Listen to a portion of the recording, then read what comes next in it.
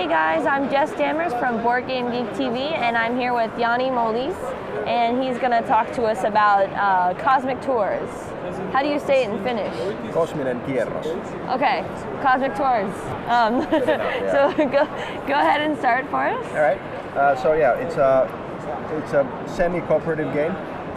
Takes place on a spaceship, which you're flying around in the solar system, and the common aim is that you try to fly around the sun at least once.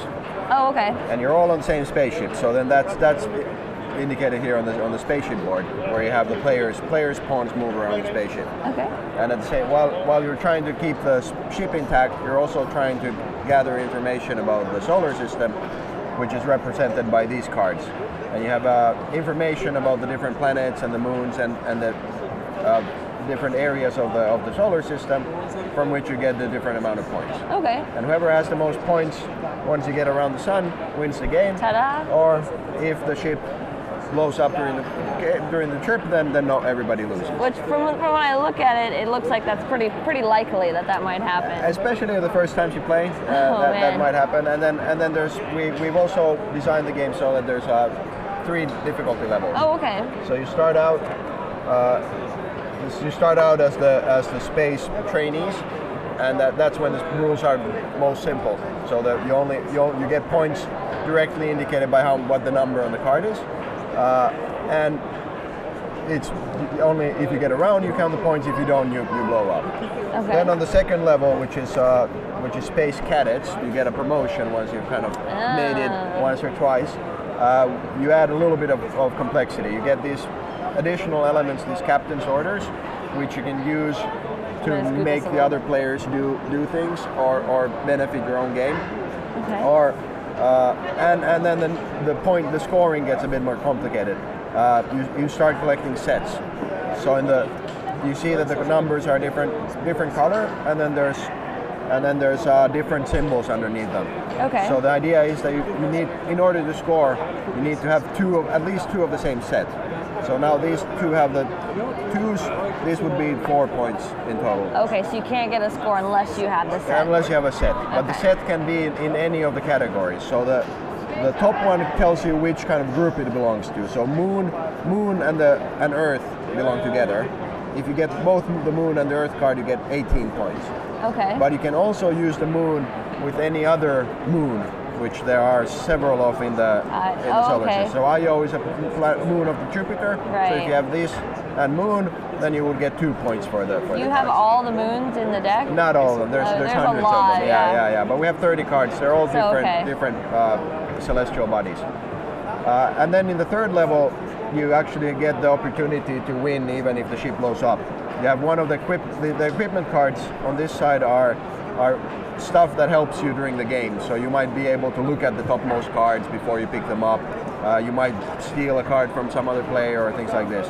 And on the third level, which is the space officers, once you've gotten up to that level, you have an escape pod, which you can then use if the ship is about to blow up.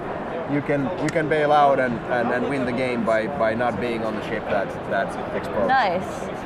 The game mechanic is very simple. Every turn, you move 1 step on the spaceship. It goes in a circle. You can see that you can only get around like this. So you have to move 1 step. So from the bridge and the engine room, you have to move either to the storage or the observatory, and then from the observatory and the storage room, you have to move either to the bridge or the engine room. Okay. So just 1 step like this. And then based on whichever module you go into, you do 1 action. Okay. In the observatory, you pick up 2 cards. That's it. That is for collecting points. In the storage room, you pick up 2 equipment cards, and then you can use those later. In the engine room, if you move there, the ship moves 1 step forward in the direction it's heading. Okay. So now if I would go from here to here, the ship would move to the next blue point. Okay, so everybody's working on getting the... Exactly. Okay. And then in the bridge, when you move there, on the more difficult levels, you first choose one of these captain's orders, which here, for example, it says here, you may play 1 additional turn after this one. So you can do that. Then after you pick one of these, the captain turns the ship 1 step. So from one blue line to the next, you change the direction it's heading. Wow, okay. And the third thing is, if somebody else was there when you moved in, you can only have one captain on the ship. So the previous captain, after you've done these, he's relieved of his duties and he moves into the engine room.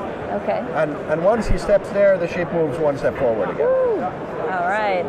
So the ship moves kind of a little bit separately from the players moving around here. Yeah. So you have to kind of plan ahead about where you want to move it, because if you have to move onto a red kind of collision point, that's when the ship blows up.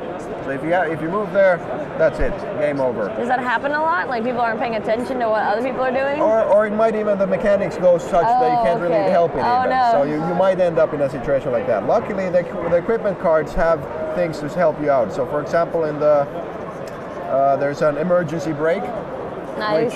which makes the ship not move one step. So if you were here and somebody... see the picture. It's pretty funny. It's too small to see on the stream, but it's really funny. It's got all the different people in the front of the ship, and they're pulling on the brake, and just like the cover, it's got some really kind of funny illustrations on the cards. It's a family game. Yeah. So we want to make it interesting for kids as well. So you might be able to save the ship from blowing up with the use of the cards.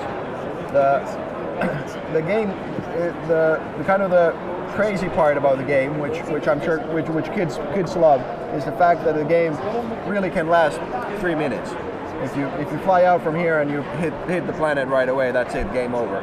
Yeah. And then you just have to start over and try to make it again. Even in the worst case, or like the longest case, the game takes about 20 minutes. So it's a very quick, fast-paced game. Cool. And then when do these change? So once somebody goes here, they choose one, it's played, and then the next one is turned over. And then a new one comes out. Yeah. Okay. And when you run out of these, then you can just shuffle them. But it doesn't really happen at all. Again. Same with both of these. Exactly. Yeah. Same. Also on the board, you see these tiles. These are event tiles. So if you fly on top of one of those, you turn it over and see what happens. So this, for example, you replace all the captain's orders that are showing. That looks worse than it was. Exactly. It's not too bad. Not too bad. It's not like Oregon Trail. There are some bad ones too. Diseases. There are some bad ones. This was, for example, it's not too bad, but it says that you move the ship one step forward. Oh, okay. So, if it said one step back, then well, there's that too. Is there that? But of course, that can cause you to lose then. Yeah, exactly. Yeah, these can go, or even if this is here, and you fly like this, and then it says one step forward, you're off the edge of the universe. Exactly. Yeah. And then you need to figure out how to save the ship from there. There's also, you might end up with. Let me see if I find them. Asteroids.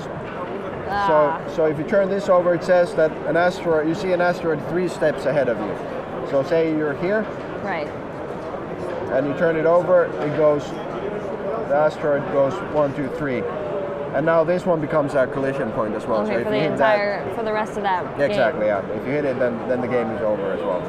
And then these are the points you want to hit to make sure you've gone around? These are kind of safety points. It says some of the event tiles tell you to move there.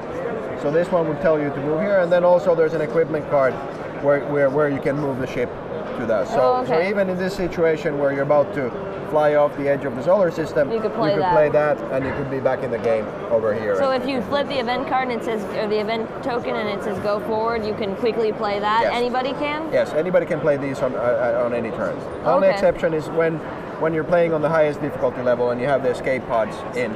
At that point, you first play the escape pod cards. You want to see if people are going to jump out, and then after that, everybody has a chance to save the ship.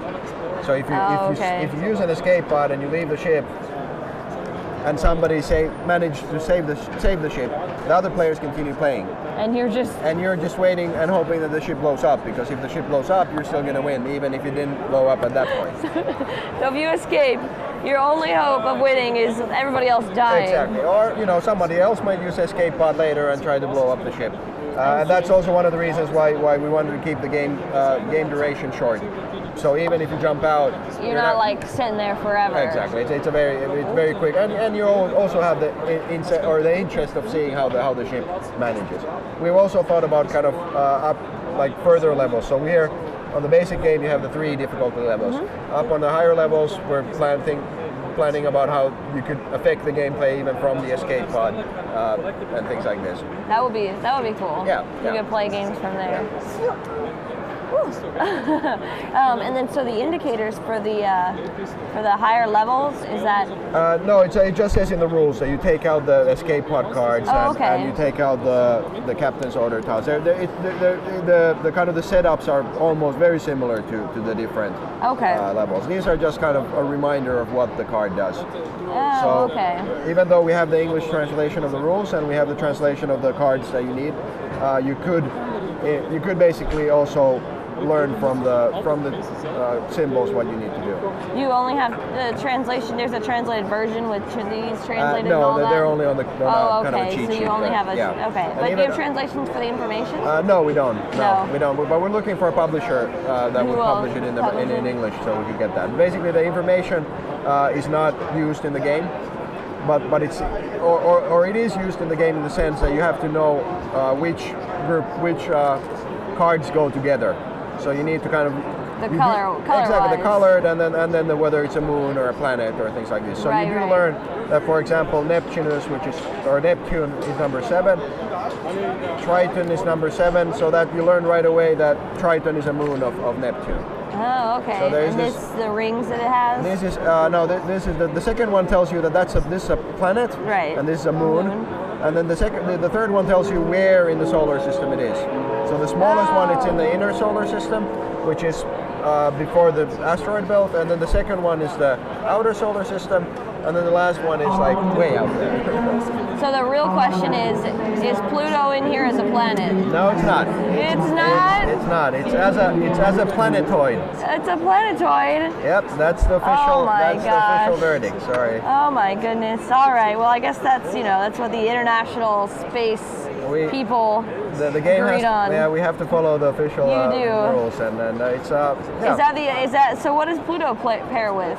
Pluto. Other planetoids. Other planetoids. 2001 or whatever the other one is. There's some asteroids on the asteroid belt, which make it. There you go. Pluto goes with asteroids. Yeah, and then it's the Pluto is situated in the Kuiper belt.